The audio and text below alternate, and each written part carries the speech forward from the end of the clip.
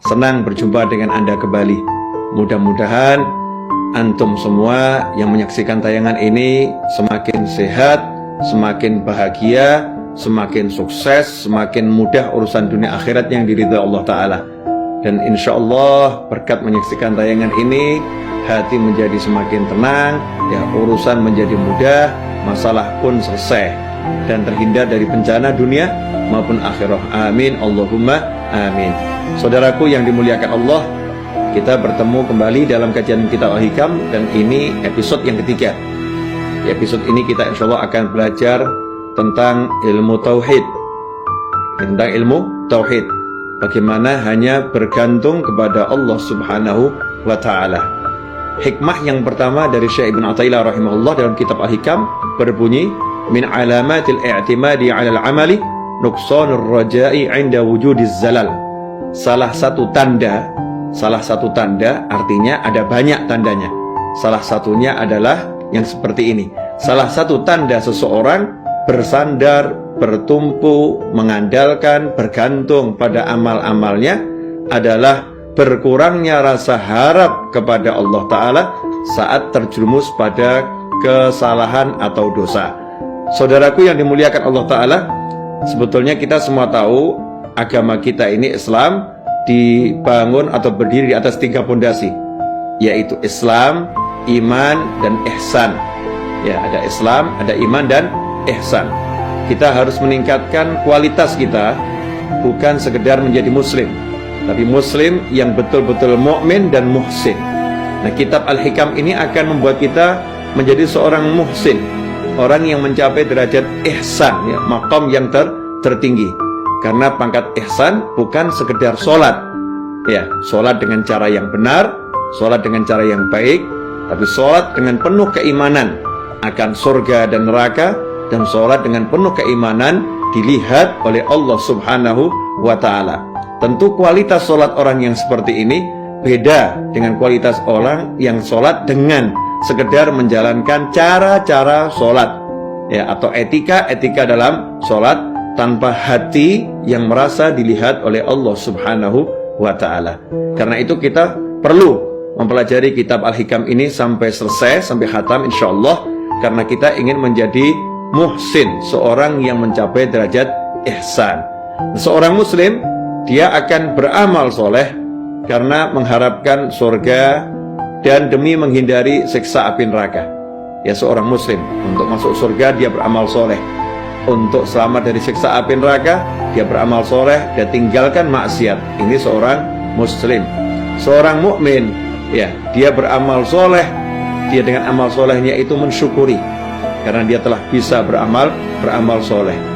Dan ketika dia terjerumus dalam dosa, dia tidak akan berputus asa karena dia telah mengetahui dia punya Allah Ta'ala yang maha pengampun. Ini seorang mukmin, seorang muhsin di atas itu.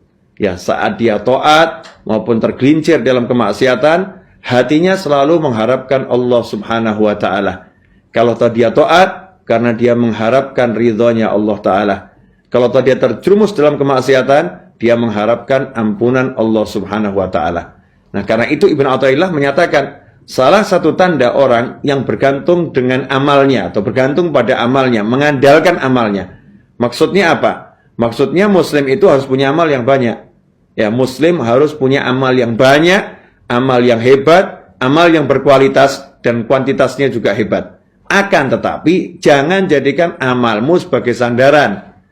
Karena sandaran itu hanya Allah Subhanahu wa Ta'ala. Ya, yang bisa kita jadikan sandaran, pegangan, andalan, hanyalah Allah Subhanahu wa Ta'ala. Amal tidak bisa jadi sandaran.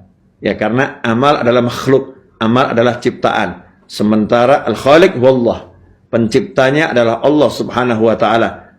Allah menyatakan dalam Al-Quran, surat yang kalau kita baca sampai khatam, surat ini, surat Al-Ikhlas, kita mendapatkan pahala seperti membaca sepertiga Al-Quran. Sehingga dikatakan kalau kita membaca Al-Ikhlas 3 kali, maka kita seperti mendapatkan pahala khatmul Quran. Ada apa dengan surat Al-Ikhlas?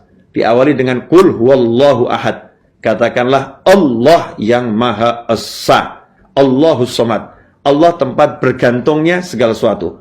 Jadi Allah sudah mengingatkan, jangan bergantung dengan apapun. Segala sesuatu bergantung kepada Allah Subhanahu wa taala. Termasuk amal kita bergantung kepada Allah taala. Diterima atau ditolak, Allah yang punya hak. Ya sehebat apapun kita amal, nggak ada jaminan diterima. Karena yang tahu kekurangan amal kita, ya, yang tahu cacat amal kita hakiki hanyalah Allah Subhanahu wa taala. Makanya jangan pernah merasa saya sudah punya amal yang banyak, ya saya sudah punya tabungan amal soleh yang banyak sehingga saya aman, nggak mungkin saya masuk neraka, saya pasti masuk surga. Keyakinan yang semacam ini salah. Kita boleh mengatakan, alhamdulillah saya sudah punya amal soleh yang banyak. Mudah-mudahan Allah terima amal soleh saya dan masukkan saya ke dalam surga dengan rahmatnya. Ini yang benar. Ikhwani rahimakumullah. Hanya saja seringkali saat kita sudah banyak beramal, banyak sholat malam, banyak tahajud, banyak zikir, banyak qiraatul Quran, banyak sholat duha, banyak sedekah, banyak amal soleh, muncul dalam hati rasa aman. Ya, muncul dalam hati rasa aman. Ini bahaya. Rasa aman ini menyebabkan kita mengandalkan amal, tidak mengandalkan Allah Subhanahu wa taala, bergantung pada amal, bukan bergantung pada Allah taala. Sehingga seringkali kita melihat orang-orang yang amalnya di bawah kita, atau naudzubillah min dzalik, orang-orang yang terjerumus dalam kemaksiatan, seakan-akan kita mengatakan, saya ahlul jannah, saya penghuni surga, engkau ahlun nar, engkau penghuni neraka. Naudzubillah min dzalik. Kita telah mengandalkan amal kita dan kita telah menilai orang lain tempatnya di neraka karena punya amal yang lebih sedikit dari kita. Ini kesalahan fatal. Kita tidak boleh melihat seperti itu.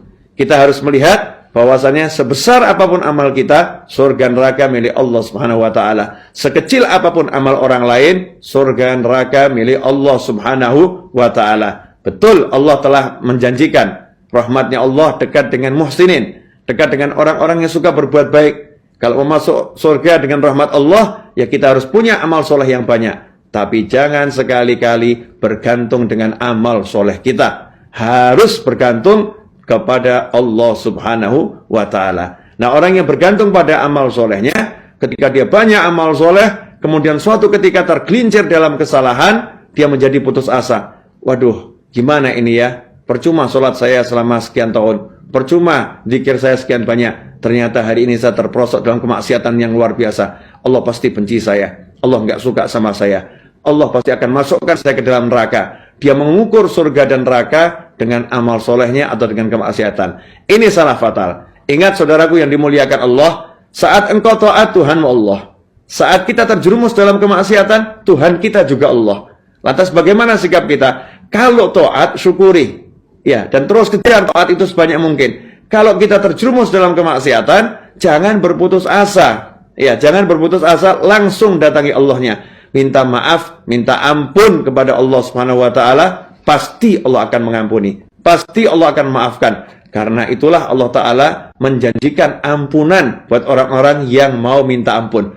Bahkan orang-orang yang tobat, yang minta ampun pada Allah taala, ulaika, mereka lah orang-orang yang Allah rubah catatan keburukannya semua menjadi catatan kebaikan. Itulah hebatnya Allah Ta'ala.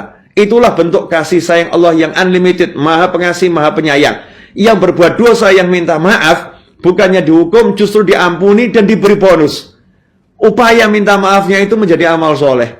Istighfarnya menjadi amal soleh. Itu menjadi pahala. Karena itu jangan pernah putus asa. Seburuk apapun kita punya Allah Ta'ala, minta ampunlah pada Allah, mendekatlah pada Allah Subhanahu wa Ta'ala, dan jangan bergantung kepada apapun, kepada amal soleh atau apapun.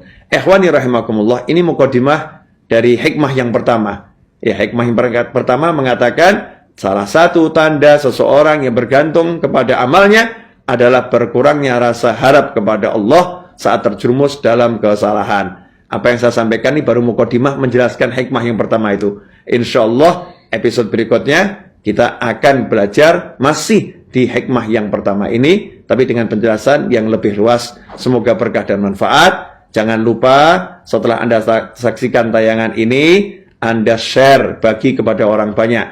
Ajak yang lain untuk ikut menonton juga, untuk belajar juga. Subscribe di channel YouTube saya, Habib Novel Alidrus. Ya, subscribe agar nanti kalau ada tayangan baru, Anda dapat notifikasi. Jangan lupa kasih komentar. Suka nggak suka, kritikan apapun, tuliskan. Ya di komentar di video ini. Biar saya bisa belajar akan kekurangan-kekurangan saya. dan bisa menampilkan yang lebih baik lagi. Semoga berkah